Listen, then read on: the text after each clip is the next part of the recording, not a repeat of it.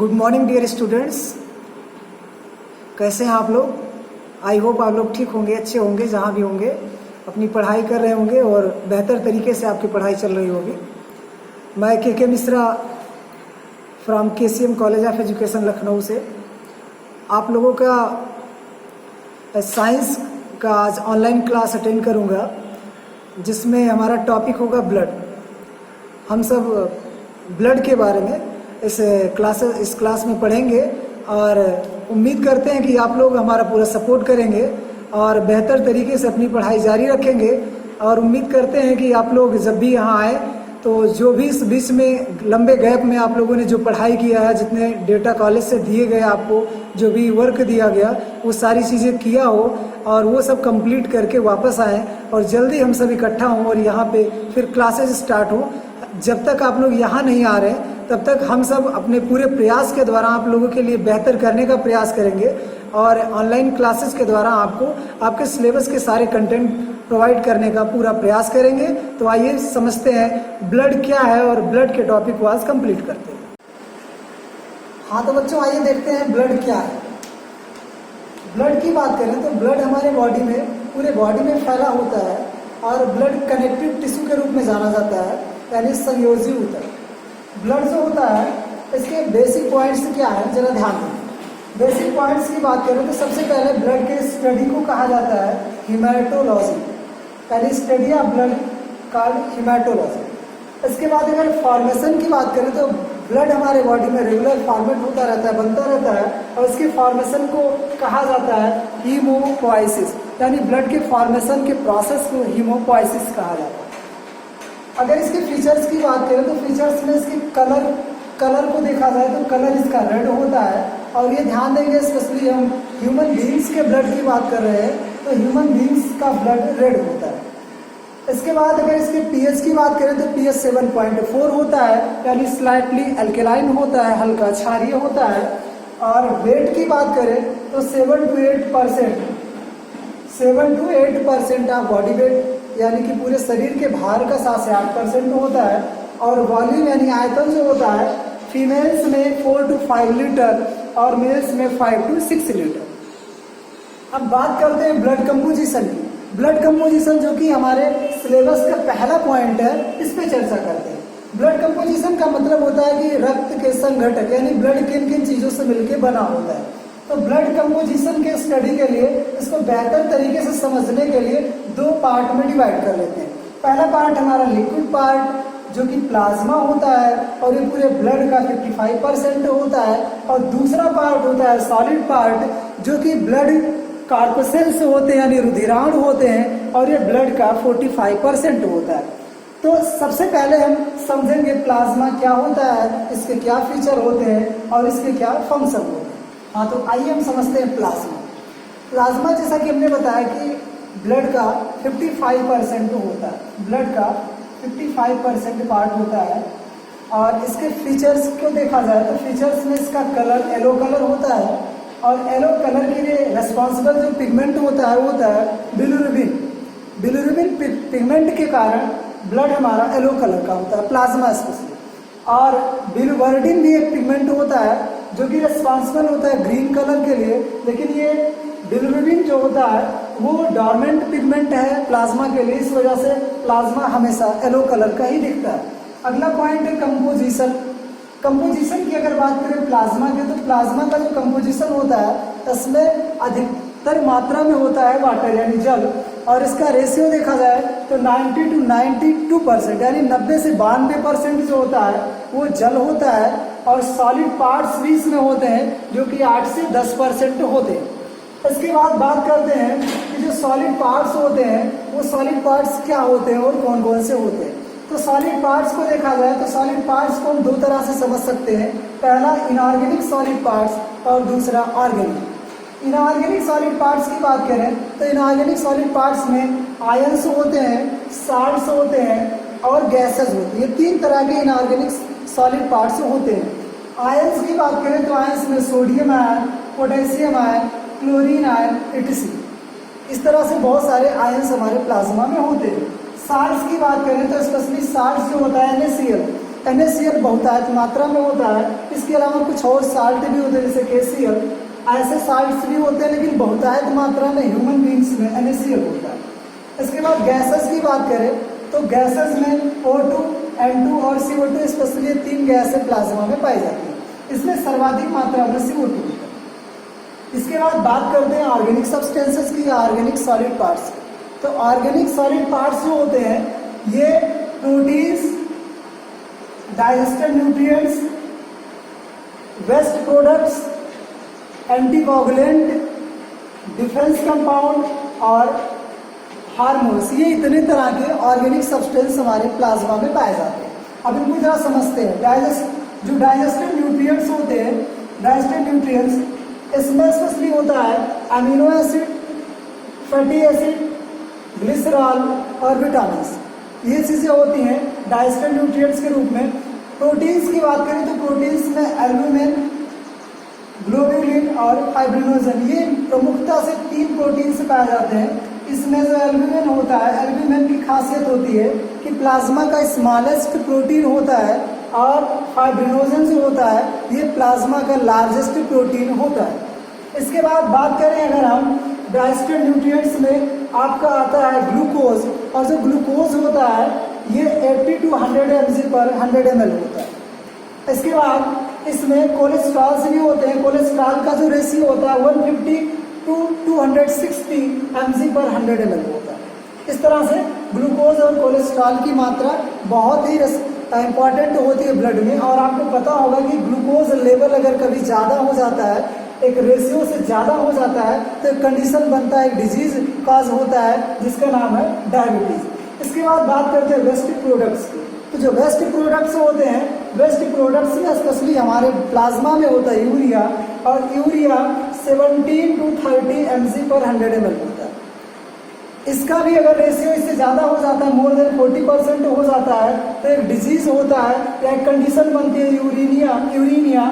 और जो यूरीनिया होता है, यूरीनिया रिस्पॉन्सिबल होता है एनीमिया के लिए इस तरह से रिस्पॉन्सिबल होता है कि जो यूरीनिया हो जाता है, यूरीनिया होने के बाद में हमारे ब्लड से WBCs डिस्ट्रॉय होने लगते हैं, और WBCs का डिस्ट्रॉय होना एनीमिया के लिए रिस्पॉन्सिबल होता है।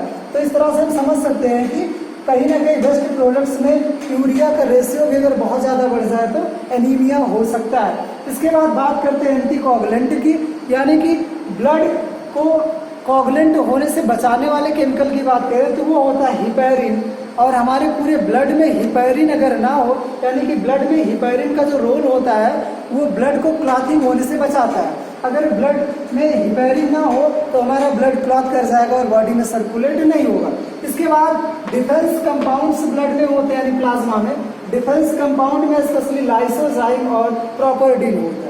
ये डिफेंस कंपाउंड्स होते हैं जो कि बैक्टीरिया, वायरसेस या रासायनिक हार्मफुल जो रासायनिक पदार्थ हमारे अंदर आ जाते हैं उनसे हमें बचाता है। इसके बाद इसमें हार्मोन्स पाए जाते हैं। तो हार्मोन्स की बात करें तो जितने भी हार्मोन्स बॉडी में बनते हैं सारे हार्मोन्स ब्लड प्लाज्मा में पाए जाते हैं और इसी प्लाज्मा के द्वारा पूरे बॉडी में सर्कुलेट होते हैं। हाँ, तो जब हम बात करेंगे सॉलिड पार्ट्स, ब्लड के जो सॉलिड पार्ट्स होते हैं, ब्लड कॉर्पसेल्स। ब्लड कॉर्पसेल्स हमने बताया कि ये 3 तरह के होते हैं, RBCs, WBCs और प्लेटलेट्स। RBCs, WBCs और प्लेटलेट्स ये रुधिराणु होते हैं। अब इनमें से RBC के बारे में देखते हैं। RBC जिसका पूरा नाम रेड ब्लड कॉर्पसेल्स होता है, इसको इरिथ्रोसाइट्स भी कहा जाता है।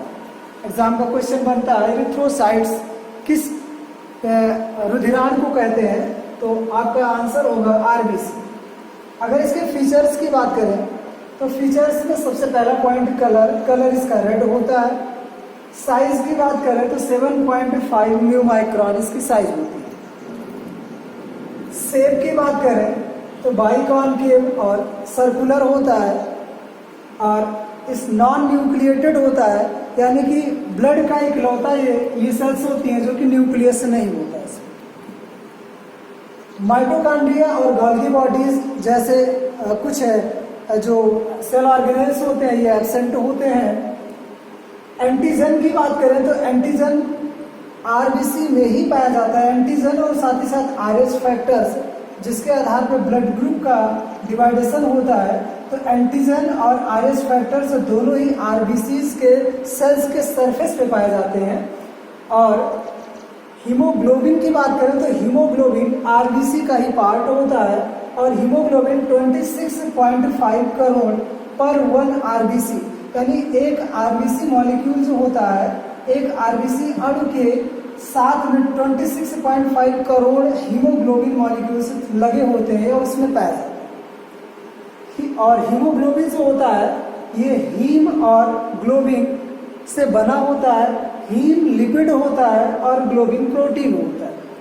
हीम की मात्रा, एक हीमोग्लोबिन मॉलिक्यूल में हीम की मात्रा 5% और ग्लोबिन प्रोटीन 95%, और ये मिल करके एक हीमोग्लोबिन मॉलिक्यूल का निर्माण करते हैं। अगर बात करें हीमोग्लोबिन मॉलिक्यूल का वर्क क्या है, तो हीमोग्लोबिन का वर्क होता है स्पेशली गैसों को संचारित करना बॉडी में। हमारे बॉडी में इसका मेन फंक्शन जो होता है वो O2 और CO2 को ढोना होता है। O2 को हमारे बॉडी में ले जा करके और हमें ऑक्सीजन यानी सप्लाई कराने में मदद करता है हीमोग्लोबिन।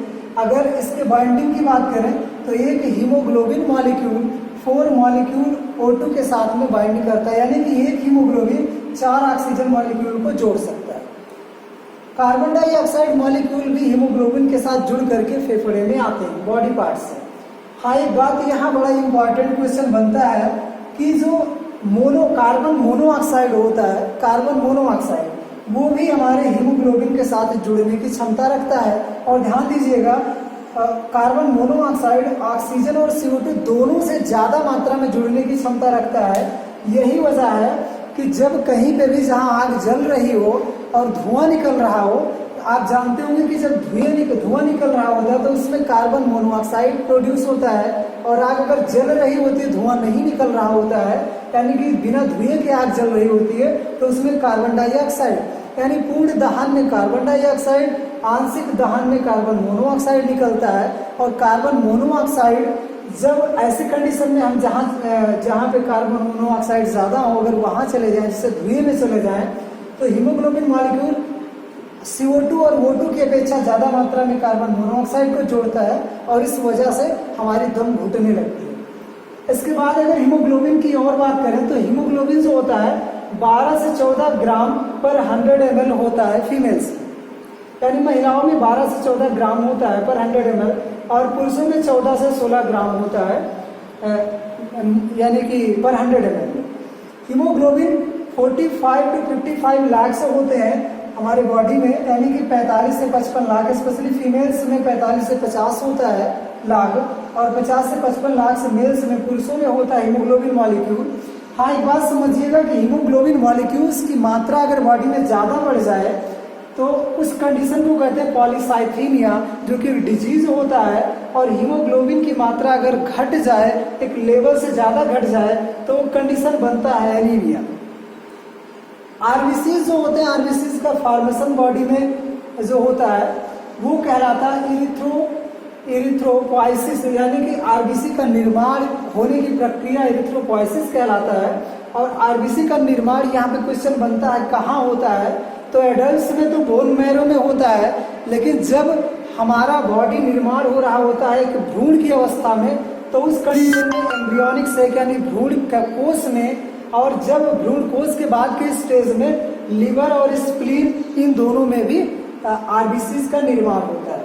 हाँ, एक बात ध्यान रखना है कि जो स्प्लीन होता है, स्प्लीन ये हमारे बॉडी का एक ऐसा पार्ट है जो कि आरबीसी का निर्माण भी करता है, आरबीसी को स्टोर भी करता है और आरबीसी को नष्ट भी करने का काम करता है। यानी स्प्लीन आरबीसी के लिए तीनों तरह का काम करता है। अगर आरबीसी की मात्रा हमारे बॉडी में जरूरत से ज़्यादा हो जाए तो उसको स्टोर करके रखता है, और इसी वजह से स्प्लीन को आरबीसीज का बैंक भी कहा जाता है, यानी आरबीसी बैंक के रूप में स्प्लीन को जाना जाता है। हाँ, तो हम बात कर रहे थे सॉलिड पार्ट्स की, ब्लड के सॉलिड पार्ट्स, जिसमें पहला पार्ट हमने देखा आरबीसी का। दूसरा पार्ट जो होता है वो होता है डब्ल्यूबीसी, यानी ब्लड के सॉलिड पार्ट्स में दूसरा पार्ट डब्ल्यूबीसी, जो कि 45% होता है। और व्हाइट ब्लड कॉर्पसेल्स इसका पूरा नाम होता है। इसको दूसरे एक नाम से जानते हैं ल्यूकोसाइट्स। जो WBC होता है, अगर इसके फीचर्स की बात करें तो इसके फीचर्स को समझने के लिए इसको हम दो पार्ट में डिवाइड कर लेते हैं, ग्रेन्यूलोसाइट्स और एग्रेन्यूलोसाइट्स। यानी कि जो WBC होता है कण होता है, और इस कण के भी दो तरह की कैटेगरी ग्रेन्यूलोसाइट्स और एग्रेन्यूलोसाइट्स कैटेगरी बनाई जा सकती है। यानी एग्रेन्यूलोसाइट्स कण तो है, लेकिन ऐसा कण है जो कि पूर्ण रूप से कण के रूप में नहीं समझा जा सकता, और ग्रेन्यूलोसाइट्स पूर्णतः कणिका में होता है। इसके फीचर्स की बात करें तो फीचर्स में सबसे पहले समझेंगे कि 5000 से 12000 WBC पर ड्रॉप, यानी ब्लड के ड्रॉप में 5000 से 12000 तक इनकी मात्रा होती है।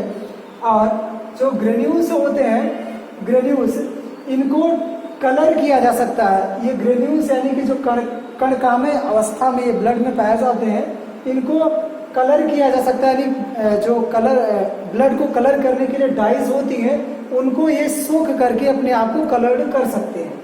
इनमें न्यूक्लियस प्रेजेंट होता है, यानी न्यूक्लियस पाया जाता है, और माइटोकॉन्ड्रिया भी पाया जाता है। और इनमें न्यूक्लियस जो होता है, न्यूक्लियस पॉलीमार्फो न्यूक्लियस के रूप में होता है। यानी कि पॉलीमार्फो न्यूक्लियस का मतलब है कि न्यूक्लियस आपस में जुड़ करके चेन बना के रखते हैं, जिस कंडीशन को पॉलीमार्फो न्यूक्लियस कहा जाता है। कलर की बात करें तो ये कलरलेस होता है, और कलरलेस होता है, लेकिन फिर भी अगर डाइस के द्वारा हम इसको कलर करना चाहें तो ये डाइस के कलर को सोख करके कलरफुल हो जाता है। लाइफ स्पैन इसका 2 to 5 डेज होता है, यानी 2 से 5 दिन होता है। और ये प्रोड्यूस होने की बात करें तो ये प्रोड्यूस होता है बोन मैरो में, बोन मैरो में इसका निर्माण होता है। और इसके एग्जाम्पल की बात करें तो एसिडोफिल्स, बेसोफिल्स और न्यूट्रोफिल्स, ये तीन तरह के, एसिडोफिल्स, बेसोफिल्स और न्यूट्रोफिल्स, ये तीन तरह के हमारे WBCs के ग्रेन्यूलोसाइट्स होते हैं। इसके बाद अगर एग्रेन्यूलोसाइट्स की बात करें, एग्रेन्यूलोसाइट्स तो ये सिंपल होता है, इसका न्यूक्लियस होता है बहुत ही साधारण होता है, और श्रृंखला में नहीं होता है, और इसको कैन नॉट बी कलर्ड, यानी कि इसको डाइस के द्वारा कलर नहीं किया जा सकता। और इसका प्रोडक्शन जो होता है वो बोन मैरो में ही होता है, जैसे अस्थिमज्जा, यानी कि जहाँ पे ग्रेन्यूलोसाइट्स होता है वहीं पे अस्थिमज्जा में इसका भी निर्माण होता है। और ये मोनोसाइट्स कहलाते हैं क्योंकि ये सिंगल न्यूक्लियस वाले होते हैं। लिम्फोसाइट्स, इसमें इसके एग्जाम्पल में ध्यान देंगे, इसके एग्जाम्पल्स में मोनोसाइट्स और लिम्फोसाइट्स, इसके दो एग्जाम्पल हैं। लिम्फोसाइट्स जो होते हैं ये दो तरह के होते हैं, टी लिम्फोसाइट्स और बी लिम्फोसाइट्स। टी लिम्फोसाइट्स जो होता है ये थाइमस ग्लैंड में निर्मित होता है, और बी लिम्फोसाइट्स ये स्पेशली बोन मैरो में ही निर्मित होता है। और ये दोनों ही एंटीबॉडीज होते हैं, और यही एंटीबॉडीज हमें रोगों से बचाने का काम करते हैं। यानी कि रोग प्रतिरोधक क्षमता जो हमारे बॉडी में होती है इन्हीं एंटीबॉडीज में होती है, और वो एंटीबॉडीज क्या है, टी लिम्फोसाइट्स और बी लिम्फोसाइट्स। अगले पॉइंट पे बात करें, अगर जो हमारा ये यानी कि ल्यूकोसाइट्स यानी WBC जो है, ल्यूकोसाइट्स की मात्रा अगर एक निश्चित लेवल से बढ़ जाती है तो एक कंडीशन होता है ल्यूकोसाइटोसिस।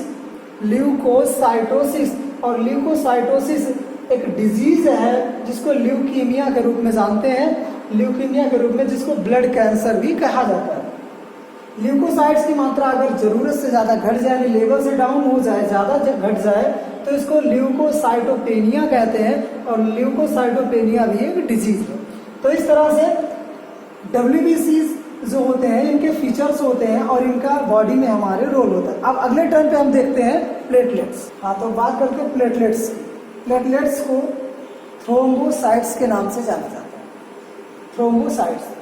प्लेटलेट्स के अगर फीचर की बात करें तो प्लेटलेट्स नॉन न्यूक्लिएटेड होते हैं, इसमें न्यूक्लियस नहीं पाया जाता, डिस्क शेप होते हैं, ओवल शेप होते हैं, और अगर इनके लाइफ स्पैन की बात करें तो 3 to 7 डेज होते हैं, यानी 3 से 7 दिनों में ये डेथ हो जाती है। काउंट की बात करें अगर ये कितने मात्रा में होते हैं तो 1.5 लाख से 4.5 लाख पर मिलीमीटर क्यूब ये होते हैं, यानी एक मिलीमीटर क्यूब में 1.5 से 4.5 लाख की मात्रा में पाए जाते हैं। मैक्सिमम जो प्रोटीन इनमें पाया जाता है वो होता है थ्रोम्बोप्लास्टिन, यानी थ्रोम्बोप्लास्टिन प्रोटीन इसमें ज़्यादा मात्रा में होता है, और यही थ्रोम्बोप्लास्टिन जो प्रोटीन होता है ये ब्लड को क्लॉटिंग कराने के लिए रिस्पॉन्सिबल होता है। और ये सिर्फ मैमल्स में पाए जाते हैं, स्तनपायी जीवों में, और अदर जो वर्टिब्रेट्स होते हैं उसमें ये नहीं पाए जाते, उसमें स्पाइंडल कार्पसेल्स पाए जाते हैं जो कि इस फंक्शन को परफॉर्म करते हैं। प्लेटलेट्स की संख्या अगर बढ़ जाए, यानी कि अगर औसत दर से बढ़ जाए तो कंडीशन होता है थ्रोम्बोसाइटोसिस, और अगर इनकी मात्रा घट जाए तो थ्रोम्बोसाइटोपेनिया। इसके बाद अगर इनके काउंट्स की बात करें, यानी कि इनका रेशियो क्या होता है, तो 40,000 पर मिलीमीटर क्यूब, 40,000 पर मिलीमीटर क्यूब। और इनका वर्क अगर देखा जाए तो इनका वर्क होता है सिंथेसिस ऑफ थ्रोम्बोप्लास्टिन, यानी थ्रोम्बोप्लास्टिन जो प्रोटीन होता है उसका निर्माण करते हैं और वो ब्लड क्लॉथिंग के लिए रिस्पॉन्सिबल होता है। तो इस तरह से हमारा ये जो ब्लड है, ब्लड का पूरा कंपोजिशन टोटल कंप्लीट हुआ। और इसके अगले टॉपिक में हम ब्लड के जो बाकी पार्ट्स हैं, यानी ब्लड ग्रुप और ब्लड डोनेट करने के लिए क्या क्या सावधानियां जो कि हमारे सिलेबस के अकॉर्डिंग है, वो अगले वीडियो में आपको पहुंचाया जाए। Okay, thanks.